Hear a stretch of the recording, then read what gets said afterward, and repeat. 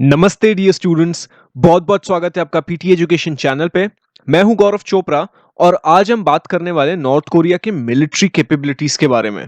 तो हाल ही में North Korea की तरफ से 75th एनिवर्सरी परेड कंडक्ट की गई थी, जिसमें किम जोंग हुन ने बहुत बड़ी बैलिस्टिक मिसाइल का खुलासा किया था। तो हम इस सेशन में समझेंगे कि इसके क्या इम्प्लीकेशन निकल के आते हैं, स्पेसिफिकली नॉर्थ कोरिया के न्यूक्लियर मिसाइल प्रोग्राम को लेके। एंड हम जानेंगे कि नॉर्थ कोरिया का ऐसा बिहेवियर क्यों निकल के आता है एंड इसकी वजह से नॉर्थ कोरिया ने क्या क्या फेस किया है इंटरनेशनल पॉलिटिक्स के पर्सपेक्टिव से अगर हम बात करें। एंड मूल रूप से हम समझेंगे कि आखिर नॉर्थ कोरिया दुनिया के लिए कितना बड़ा खतरा बन गया है या बन सकता है। ये सभी के बारे में हम इस सेशन में चर्चा करने वाले, तो बने रहिए मेरे साथ इस वीडियो के एंड तक। तो चलिए आगे बढ़ते हैं। तो मिलिट्री कैपेबिलिटीज जानने के लिए हमें सबसे पहले नॉर्थ कोरिया की न्यूक्लियर कैपेबिलिटीज को समझना पड़ेगा, यानी कंट्री का न्यूक्लियर स्टॉकपाइल कितना है। तो ये मोटा मोटा नॉर्थ कोरिया का न्यूक्लियर स्टॉकपाइल का सार निकल के आता है ये इंफोग्राफिक में, हवासोंग 14, 12 एंड 15। एंड इसमें अब तक एक और जो लेटेस्ट वाला लॉन्च किया गया है वो इसमें ऐड हो जाएगा। खैर वो तो टेस्ट अभी तक किया नहीं है, बट ये जो आप तीन देख रहे हो ये इस इमेज में, ये तीनों टेस्ट किए गए। सबसे खतरनाक ये लेटेस्ट वाला निकल के आता है हवासोंग 15। तो ये करीब 4,500 किलोमीटर का डिस्टेंस कवर कर लेता है। ये देखिए, ये है वो लेटेस्ट हवासोंग 15।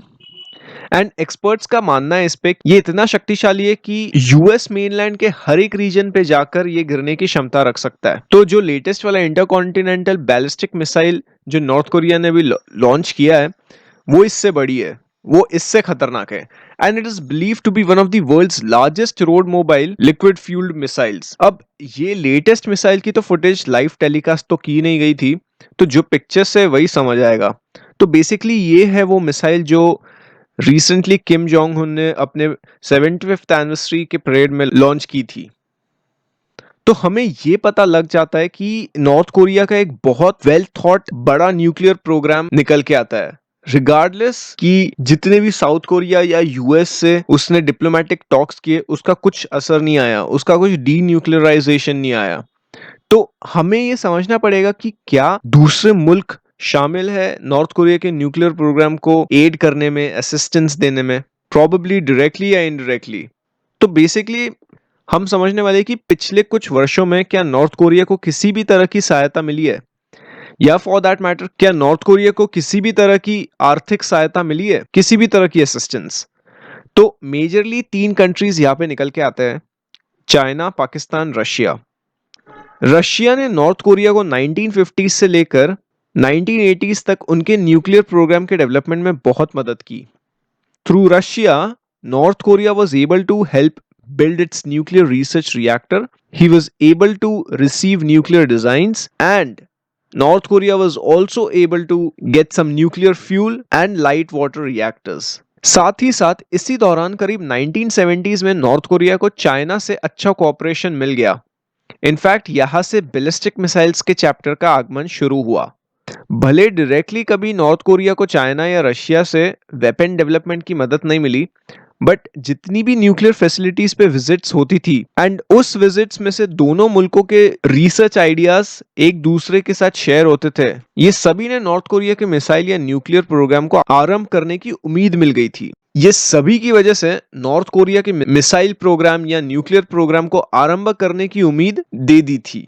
सेम चीज पाकिस्तान के केस में हुआ। 1970s में जितने भी बायलैटरल न्यूक्लियर असिस्टेंस इन दोनों मुल्कों में हुए, स्पेसिफिकली इन दोनों मुल्कों के साइंटिस्ट के बीच में चालू हुए, जब ये कंट्रीज के साइंटिस्ट 1980 से लेकर 1988 तक जब ईरान में थे, यानी जब ईरान इराक का वॉर चल रहा था तभी, तो इन दोनों मुल्कों के साइंटिस्ट ने बैलिस्टिक मिसाइल पर काम किया था। एंड उसी दौरान फिर नॉर्थ कोरिया को पाकिस्तान की सेंट्रीफ्यूज टेक्नोलॉजी का एक्सेस मिल गया था, उसके डिजाइन्स का भी एक्सेस मिल गया था। एंड ये डिजाइन्स पाकिस्तान के मशहूर साइंटिस्ट अब्दुल कादिर खान के द्वारा बनाई गई थी, जिनका पाकिस्तान के न्यूक्लियर प्रोग्राम को मिलिटराइजेशन करने में बहुत बड़ा अहम रोल है। नॉर्थ कोरिया को यूरेनियम वॉरहेड्स के जो डिजाइन्स है वो भी पाकिस्तान से ही मिले। अब ये अलग बात है कि पाकिस्तान को ये डिजाइन चाइना से मिले हैं, बट इससे फिर पाकिस्तान को क्या इंसेंटिव मिला, इससे पाकिस्तान को इन रिटर्न नॉर्थ कोरिया से क्या मिला? पाकिस्तान को बेसिकली नॉर्थ कोरिया की मिसाइल टेक्नोलॉजी मिली एंड इवेंचुअली फिर ये टेक्नोलॉजी पाकिस्तान इंटरनेशनल मार्केट्स में बेचने लगा इलीगली, जिसमें ईरान और लीबिया मेजरली बायर्स निकल के आते हैं। तो आप समझे कि ये टेक्नोलॉजी कैसे फैली। एंड इससे फिर एक बार जब नॉर्थ कोरिया को nuclear know how technology Pakistan से मिल गई, इसके बाद it fundamentally enabled North Korea to operate centrifuges and thereby pursue a uranium route to the bomb। तो पाकिस्तान, चाइना एंड रशिया, इन मुल्कों से नॉर्थ कोरिया अपना नेटवर्क हासिल करने में सफल रहा है। उसके बाद फिर इलीगली मेटल कंपोनेंट्स की शिपमेंट होती थी जो सेंट्रीफ्यूज के कंस्ट्रक्शन में यूज होती है। एंड ऐसे फिर और प्रोक्योरमेंट होने लगी, एक सीक्रेटिव नेटवर्क बना। एक सीक्रेटिव नेटवर्क के थ्रू ये सारी टेक्नोलॉजी की प्रोक्योरमेंट होने लगी ताकि नॉर्थ कोरिया की कन्वेंशनल न्यूक्लियर प्रोग्राम को बढ़ावा दिया जाए। एंड ये कॉवर्ट नेटवर्क यानी सीक्रेटिव नेटवर्क पहले यूरोप में था एंड अब वो शिफ्ट होकर आ गया है एशिया में एंड अफ्रीका में। अब आइए समझते हैं कि ये नॉर्थ कोरिया के न्यूक्लियराइजेशन के एजेंडा के कारण उससे क्या क्या फेस करना पड़ा, और rather what punitive steps has north Korea faced. Punitive मतलब पनिशमेंट। तो सबसे पहले जब नॉर्थ कोरिया ने एनपीटी से अपना विड्रॉल किया, तब भी से ये कंट्रोवर्सी चालू हो गई। एनपीटी मतलब न्यूक्लियर नॉन प्लोरिफिकेशन ट्रीटी, जो कि एक इंटरनेशनल ट्रीटी थी जिसका main objective nuclear weapons and weapon technology को फैलाने से रोकना था। तो उसमें से नॉर्थ कोरिया ने खुद को विड्रॉ करवा लिया। अब इससे जो बाकी मुल्क थे उस ट्रीटी में, वो बड़े नाखुश हो गए नॉर्थ कोरिया से। एंड उसके बाद 2006 से जो नॉर्थ कोरिया ने लगातार न्यूक्लियर टेस्टिंग चालू की, मिसाइल टेस्टिंग की शुरुआत की, उस पे यूएन काउंसिल एकदम नाराज हो गया। उसने ये चीजों को कंडेम किया, उसने ये हरकतों की निंदा की एंड इवेंचुअली नॉर्थ कोरिया पे सैंक्शंस लगा दिए गए। इन सैंक्शंस में नॉर्थ कोरिया को कोई भी आर्म्स की सेलिंग नहीं कर सकता, या ऐसी भी टेक्नोलॉजी की सेल पे बैन लगा दिया गया जो डायरेक्टली और इनडायरेक्टली बैलिस्टिक मिसाइल्स या न्यूक्लियर वेपन्स को डेवलप करने में यूज हो। एडिशनली फाइनेंशियल असिस्टेंस का भी बैन लगा दिया गया, यानी नॉर्थ कोरिया को किसी भी तरह की आर्थिक सहायता नहीं मिल सकती किसी भी मुल्क से। The measures also imposed restrictions on selected luxury goods and other foreign trade, as well as inspection of cargo bound for North Korea। खैर, हर इंटरनेशनल कार्गो डिलीवरी इंस्पेक्ट करना मुश्किल ही होता है, इनफैक्ट नामुमकिन ही हो जाता है। अब इसके वजह से North Korea has actually made illegal dealings with countries across the globe. Egypt, Iran, Libya, Myanmar, Syria, UAE, Vietnam and Yemen वगैरह, इन कंट्रीज के साथ missile sales and nuclear technology sharing में नॉर्थ कोरिया बहुत लंबे समय से कर रहा है। इसमें again nuclear related and ballistic missile related equipment, know how and technology, ये सभी मुल्कों में नॉर्थ कोरिया ट्रांसफर करने में सफल रहा है। अब नॉर्थ कोरिया इकोनॉमिकली तो पूरी तरह से फेल हो चुका है, इसीलिए किम जोंग उन अपने रीसेंट 75th एनिवर्सरी के परेड में रोए थे। जो हाल ही में वीडियो निकल के आ रहा है उसमें he had tears in his eyes. तो वो बेसिकली यही सिचुएशन को एड्रेस कर रहे थे कि he has actually failed to raise the standard of living of North Koreans. तो इसके कारण नॉर्थ कोरिया को और इंसेंटिव मिल जाता है न्यूक्लियर प्रोग्राम प्रमोट करने का, न्यूक्लियर वेपन्स की सेलिंग करने का, न्यूक्लियर मटेरियल्स की सेलिंग करने का। तो इससे फिर कुछ तो पैसा आएगा, राइट, ये सब सेलिंग से। तो पैरेलल में न्यूक्लियर टेररिज्म का खतरा बढ़ जाता है एंड इससे फिर सभी नेशंस को भुगतना पड़ता है, सभी कंट्रीज को भुगतना पड़ता है। बात समझे। How about other weapons of mass destruction.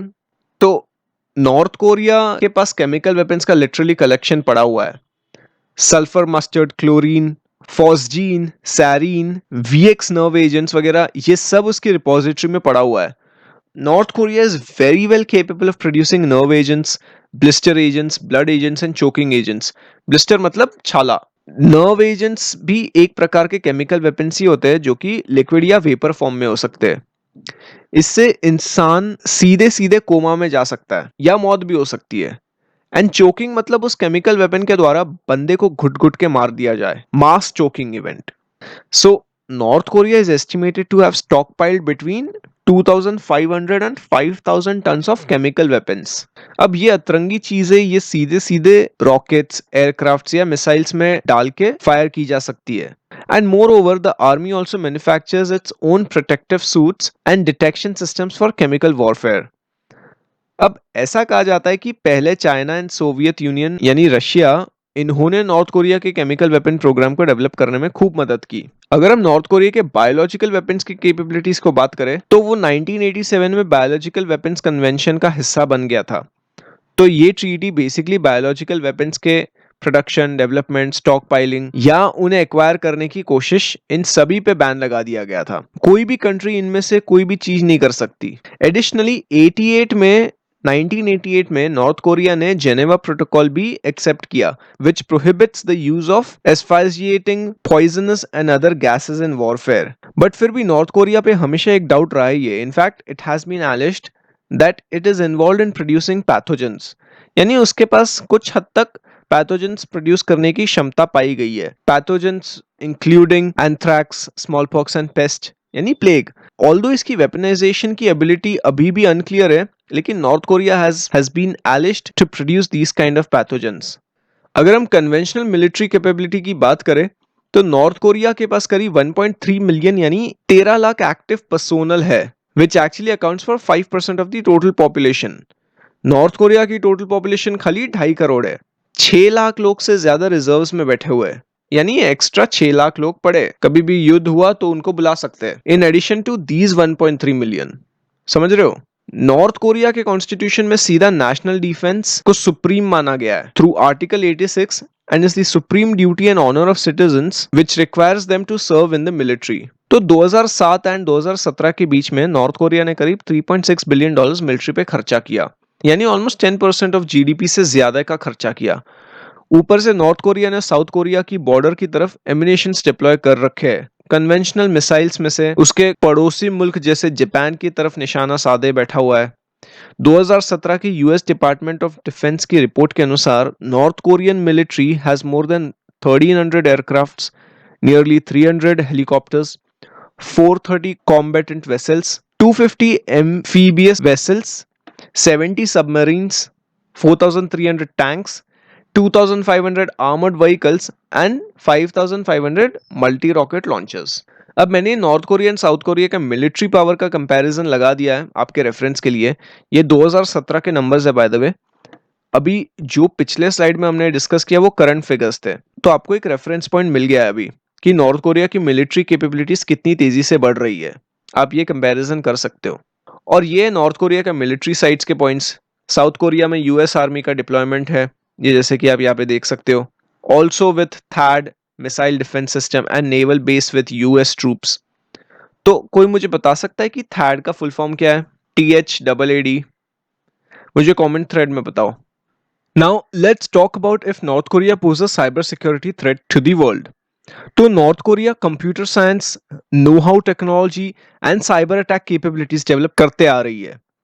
And ये 1980s 1990s में सोवियत और चाइना के द्वारा जो बेस मिला है उस पे ही आज शायद नॉर्थ कोरिया एक साइबर थ्रेट के मुकाम पर देखा जा सकता है। तो North Korea majorly cyber attacks DDoS के थ्रू ही कर रही है। DDoS मतलब डिस्ट्रीब्यूटेड डिनायल ऑफ सर्विस। तो कौन कौन जानता है कि DDoS का मतलब क्या है? ये क्या होता है? कोई मुझे बता सकता है कमेंट थ्रेड में? DDoS कैसे किया जाता है मुझे बताइए। एंड नॉर्थ कोरिया की जितनी भी साइबर एक्टिविटीज रहती है वो फॉरेन इंफ्रास्ट्रक्चर के थ्रू डायरेक्ट होती है, स्पेसिफिकली चाइना एंड मलेशिया से। तो इससे क्या होता है फिर? इससे नॉर्थ कोरिया के ऊपर डायरेक्टली कुछ रिस्पॉन्सिबिलिटीज नहीं आ सकती है। In case if there any cyber attack वो सीधे सीधे डिनाई कर सकता है। तो एक्सपर्ट्स के मुताबिक north Korea is heavily invested in growing and developing in cyber capabilities for both political and military purposes. अब साइबर अटैक से अगर पैसा आ रहा है वही पैसा मैं मेरे मिलिट्री में लगा सकता हूँ। इससे मैं अपने लोगों के सामने ताकतवर दिख सकता हूँ, इससे मैं और दुनिया के सामने ताकतवर दिख सकता हूँ, क्योंकि मैं डायरेक्टली हथियार बना रहा हूँ, राइट? मैं डायरेक्टली अपने मिलिट्री को स्ट्रॉन्ग कर रहा हूँ। तो in case of any military conflict I can very well defend my country. तो यही चीज नॉर्थ कोरिया सोचता है। तो इससे फिर खर्चे बढ़ते हैं, इकोनॉमी का कुछ ठिकाना नहीं होता, बस मिलिट्री पे पैसा डाला जा रहा है क्योंकि तुम्हारे ऊपर सैंक्शंस लगाए गए, इसीलिए फिर तुम इलीगल तरीके से पैसे कमाओगे। सीधा हिसाब है ना? तो बात समझे ये चक्री कैसे घूमती है। अब नॉर्थ कोरिया पे एलिगेशंस है कि इसने साइबर अटैक्स कर रखे हैं बाकी के कंट्रीज पे। तो वो कहाँ हुआ है? तो सबसे पहले साउथ कोरियन बैंक्स पे, as well as 2014 Sony Pictures hack. All of these were attributed to the groups with ties to North Korea. South Korea North Korea पे इल्जाम लगाता है कि उसने time to time military cyber command को breach किया है। नॉर्थ कोरिया 2016 के स्विफ्ट केस में भी सस्पेक्ट किया जा रहा है, wherein $81 million were siphoned from the Bangladesh Central Bank's account. अब ये अपने आप में ही एक बड़ा टॉपिक है, तो क्या आप इस स्विफ्ट केस पर वीडियो देखना चाहते हो या वीडियो देखना पसंद करोगे? मुझे कमेंट सेक्शन में बताओ कि क्या आप चाहते हो कि मैं इस पे वीडियो बनाऊं। उसके बाद अगस्त 2018 में जो इंडिया के कॉस्मोस बैंक पे साइबर अटैक हुआ था, उसमें हैकर्स ने करीब $13.5 मिलियन रफा दफा कर दिए थे। यहाँ पे हैकर्स का लिंकेज नॉर्थ कोरिया के साथ ही आ रहा है। और फॉर दैट मैटर 2019 में बैंक ऑफ चिलीज के एटीएम नेटवर्क से $10 मिलियन गायब कर देना। तो ये सब कुछ नोन एग्जांपल्स निकल के आते हैं जहां पे नॉर्थ कोरिया का एक्चुअल साइबर अटैक में हाथ था, ऐसा सस्पेक्ट किया जाता है। As per the latest UN Security Council report, North Korea's state-sponsored hackers have actually stolen some $670 million in foreign currency and cryptocurrency. समझे? So, what exactly drives North Korea's militarization? Juche and Songun actually drives North Korea's militarization. Juche मतलब self-reliance, आत्मनिर्भर, and Songun मतलब military first politics, मतलब military is the supreme repository of power. पहली priority हमेशा military को दी जाएगी। Also north Korea को ऐसा भरम है कि जो एक्सटर्नल फोर्सेस है साउथ कोरिया या यूएस, वो कभी भी अटैक कर सकते हैं। तो इसीलिए नेशनल सर्वाइवल की गारंटी देने के लिए नॉर्थ कोरिया उस लेवल की मिलिट्री फोर्स बनाता है या उस लेवल की असिमेट्रिक मिलिट्री कैपेबिलिटीज ले आता है कि फिर दूसरे मुल्क के साथ मिलिट्री लेवल पे कंपैरिजन करना फिर पॉइंटलेस हो जाता है। अगर हम इकोनॉमिक एस्पेक्ट की बात करें तो Kim Jong Un has literally struggled to deliver on his economic promises. तो इसीलिए ये भी एक मेजर रीजन निकल के आता है कि पैसे से अगर स्ट्रांग नहीं बना जा सकता तो मसल पावर या मिलिट्री पावर से स्ट्रांग बन जाया जाए, ताकि फिर आगे जनता सवाल ना कर पाए। सिंगल पार्टी रूल तो चलाना ही है ना। तो इनडायरेक्टली किम जोंग उन ये दो पर्पस को परस्यू कर रहा है, to discourage external threats and to bolster his image in front of his people and in front of the world. तो इसके वजह से नॉर्थ कोरिया की भाषा अपने मिसाइल प्रोग्राम के प्रति, अपने मिलिट्री के प्रति कभी सीधी नहीं रही है। कंसिडरिंग यूएन के तरफ से सैंक्शंस लगा दिए जाना, फिर दुनिया भर की कंट्रीज की तरफ से सैंक्शंस लगा दिए जाना, together with Trump's efforts to have a diplomatic talks with Kim have not at all resulted into denuclearisation. समझे? तो ये मोटा मोटा नॉर्थ कोरिया के मिलिट्री कैपेबिलिटीज की कहानी थी। ये थे नॉर्थ कोरिया के रूलर्स, अभी तक के सिर्फ 3 ही रहे। ठीक है, सो आज के लिए बस इतना ही रखते हैं।